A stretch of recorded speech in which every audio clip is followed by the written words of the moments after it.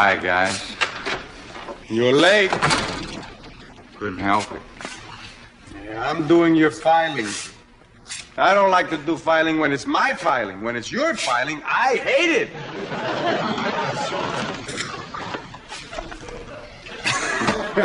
All right. Hey, Fish. Ready for your thoughts. Save your money. Hey, Chano. Huh? What's with Fish? Oh, he's depressed. Because I'm late? No. Because he says he's been on the force for 25 years and he feels he hasn't got anything to show for it. That's crazy.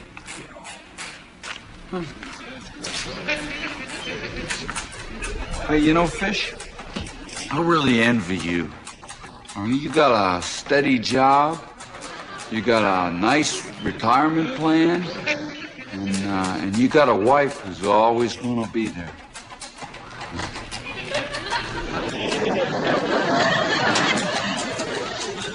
You're vicious, you know that?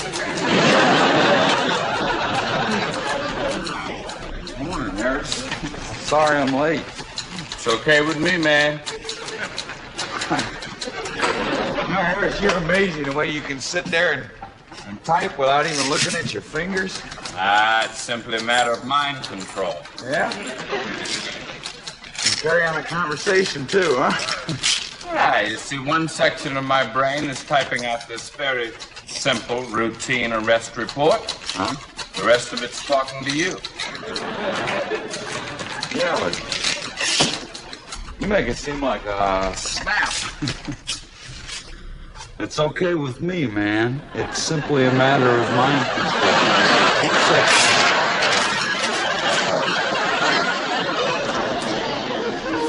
Oh, Wojo. Wonderful to see you again. Yeah, I overslept a little. Did your alarm go off? Yeah, it went off, but I was in a different borough at the time.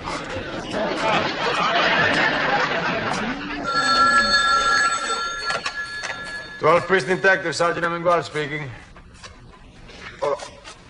Lexington Avenue? 23rd Street Station. Good. Okay, we'll be right over. What's going down? Somebody shooting up the Lexington Avenue subway. Wojo, as long as you're up. It's in the Lexington Avenue subway. 5 minutes earlier, and I'd been there already. Matter of fact, if I'd been 5 minutes later, I'd be there right now. Timing is everything.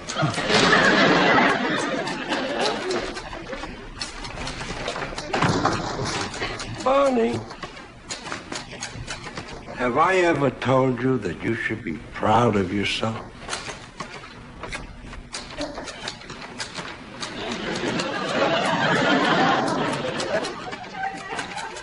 Listen, I appreciate it. Whatever it was you had in mind.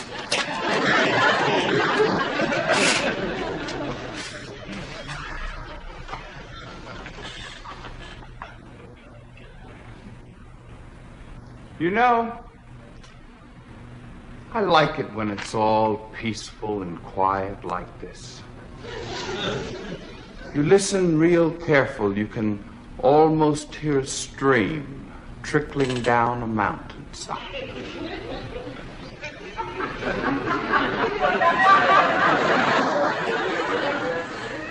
I forgot to jiggle the toilet.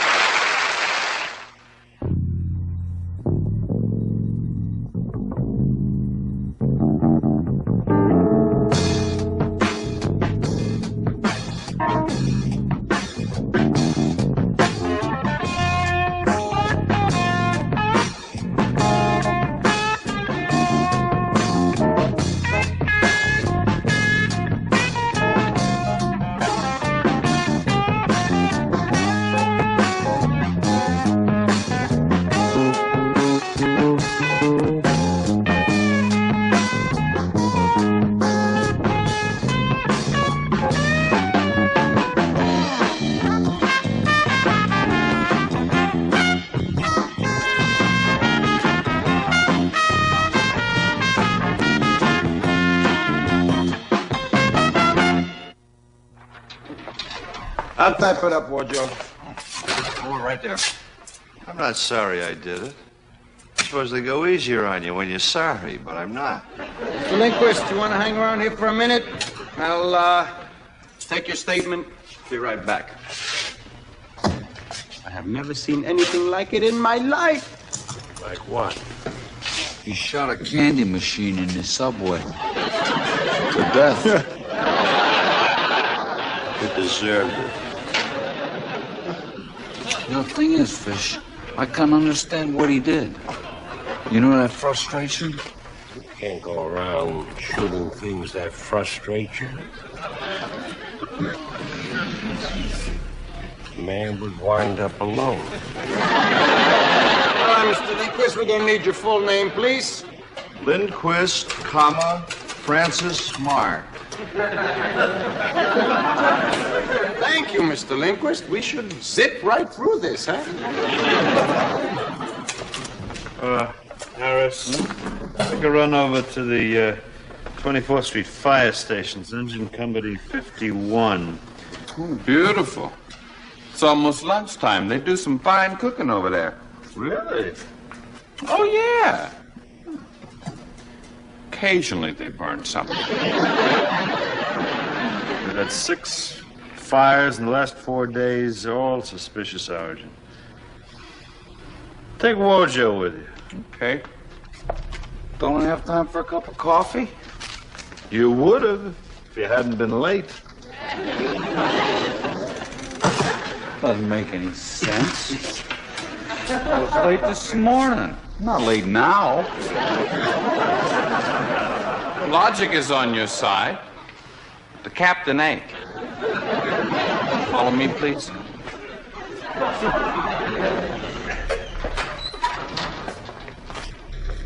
Another day, another dollar, huh?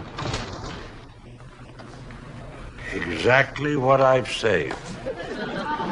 $30 a month for 25 years. It shows a certain amount of self-discipline. I could have been a millionaire. 25 years ago, my brother asked me to go in with him and manufacture Excelsior. I said, who needs it? I found out everybody did. Now he's netting $40,000 a year, and I get nauseous every time I open a box of anything. Can't look backwards, Fish. Onwards and upwards, huh? Speaking of Excelsior. 3 days a week, I put 20 cents into that machine, and I can count the number of Butterfingers I've gotten out of it on one hand. I reported it to the company. All I got was lip service. Mr. Lindquist, if the machine kept cheating you, why didn't you go someplace else? Principle. I wanted that machine to give me a Butterfinger. It wouldn't. So you shot it. Oh, I even gave it another chance. I put in 20 cents and I got back zip. No Butterfinger. So I let it have 6 right in the coin slot. It was like doing all the things I ever wanted to do but didn't have the guts. Yes, I know, Mr. Lindquist. We all have dreams of glory. Like not tipping a waiter. That's my favorite. Yeah. You got a lawyer? My cousin Louis. Well, you better call him up, huh? I like him, but he doesn't like me. Come to think of it, I don't like him either. I like his wife. Barney, I'm charging Mr. Lindquist here with firing a gun in public, criminal possession of a firearm, and, I don't know how to write up the rest of this. You have assault with a deadly weapon? You shot a candy machine bomb. Frustration. Candy machine? Now, that man could be in a lot of trouble. It was a cigarette machine. You know, I'm going to let them figure this out downtown. Mr. Lindquist, you finished with your phone call? My cousin Louis wasn't there, but I left a message on his recorder. Well, we got to take you downstairs. Fingerprints and photographs, okay? Those message recorders are intimidating. You know, I said everything I had to say. I still had 22 seconds left. I was afraid to hang up. Louis is a bully. Ah, Mr. Lindquist, you really do hate machinery, don't you? Passionately. There's a stamp machine on 6th Avenue.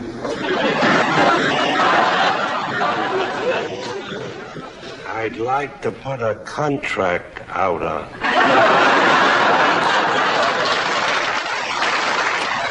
As far as I'm concerned, you can just file that in the garbage. This was made up with scientific precision. I mean, composite sketches can be a very useful tool. Yes, look at it. It's a picture of Woody Allen. Well, I'm going to check out Woody's movements yesterday. Oh, good. Any luck? Well, we talked to the guys from the fire station. We also talked to a witness. Oh, good. Not much of a witness, Barn. This is a hooker. Hookers have been known to see. We took her downtown. The police artist made up this sketch. It's a very interesting face. Woody Allen, right?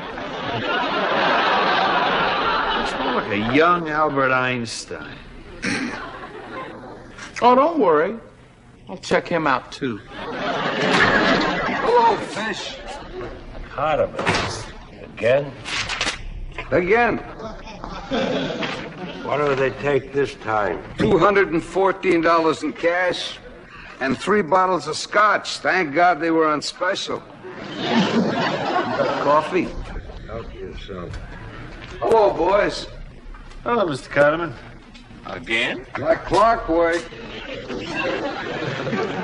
I've checked out all our files, and all our local arsonists are accounted for. State prisons, federal prisons, burn wards. I don't think this guy's going to be in our files anyway. Oh, Harris has got another theory. Sherlock Holmes. I mean, psychology is a very important part of modern criminology. Oh, Joe, hold off your rebuttal till later. This guy doesn't set fires for money. I mean, he just likes to set fires. Pyromaniac. Yeah. What's the difference what he's called? I mean, I'm just trying to get inside this dude's head. I mean, fire is a symbol of total emotion. You show me a dude who loves fires, and I'll show you a guy who is sexually frustrated and socially inadequate. You can file that in the garbage, too. Barney, I like fires. I sit in wintertime, watch the fire all night long, just dancing. It's exciting. Doesn't mean I'm socially frustrated or sexually inadequate. Got that backwards. What's the difference? Actually, not that much. This guy's just another hoodlum. You know, he's using fire instead of throwing rocks. Oh, you got a firebug, huh? Yeah. Thank God I was only held up at pistol point. We're very sorry to hear that, Mr. Carterman. Well, listen, it's my own fault. I didn't have to own a liquor store on 11th Street. I could have been a shepherd living in Montana with the deer and the antelope. But no, I had a sense of duty to my fellow man. I wanted to bring him his daily needs. I'm sure everyone appreciates your attitude. Well, let me tell you, I learned one thing.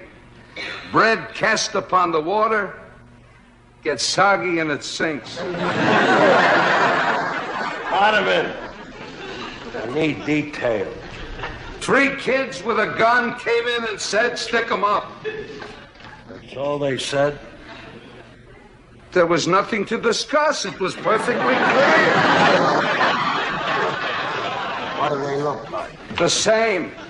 The same as what? The same as always. I've been robbed so many times, they all look like friends.